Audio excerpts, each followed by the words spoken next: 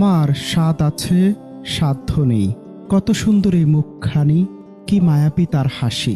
প্রথম দেখায় যে কেউ প্রেমে পড়ে যাবে এই অপার্থিব সৌন্দর্যের, কিন্তু একটু ভালো করে তাকালেই বুকের ভেতরটা হাহাকার করে ওঠে। তার সামনে বন্ধুরা খেলছে, হাসছে, দুলছে, আর এই ছোট মানুষটি কেবল একজোড়া তৃষ্ণার্ত চোখে তাকিয়ে সে আনন্দ দেখছে। সৃষ্টিকর্তা তাকে মানুষ হিসেবে পৃথিবীতে পাঠিয়েছেন ঠিকই, কিন্তু দেননি কোনো হাত। আমরা যখন ছোট ছোট না পাওয়া নিয়ে আক্ষেপ করি, তখন এই শিশুটি তার সবচেয়ে বড় অভাবটি নিয়েও হাসতে জানে।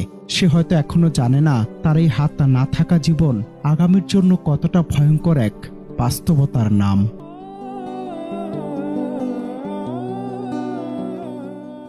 শৈশবের এই অবুঝ হাসিটি হয়তো চিরকাল থাকবে না। যখন সে বড় হবে তখন বুঝবে পৃথিবীর নিয়ম, তখন কেমন লাগবে তার।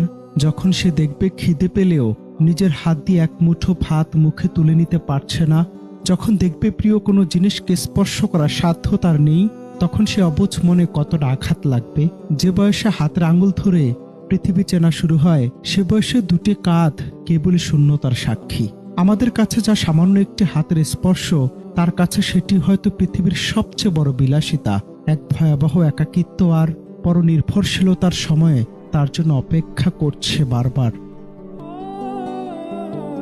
এই যান্ত্রিক শহরে আমরা যারা পরিপূর্ণ শরীর নিয়ে জন্মেছি, আমাদের কত শত অভিযোগ। ভালো নেই, এটা চাই, ওটা চাই, এমন হাজারো আক্ষেপে আমাদের জীবন বিষে ওঠে। কিন্তু এই মানুষটি কি নিয়ে আক্ষেপ করবে? তার তো অভিযোগ করার মতো ন্যূনতম শক্তিটুকুও নেই।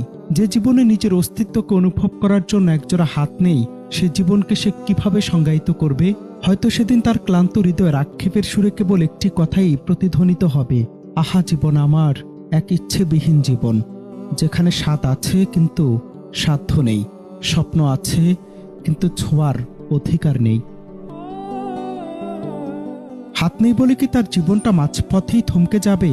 না, সমাজ এবং মানুষ হিসেবে আমাদের দায়িত্ব তাকে সেই শক্তি দেয়া যা তার শরীরে নেই। এই পৃথিবীতে টিকে থাকতে হলে কেবল হাত লাগে না, লাগে এক বুক সাহস আর মানবিক মানুষের সঙ্গ। আজকের এই নিষ্পাপ হাসিটি যেন আগামীতে কান্নায় পরিণত না হয়, সেটি নিশ্চিত করার দায়িত্ব কি আমাদের নয়? অনন্ত হাসান মাসুদ, বাংলা টিভি।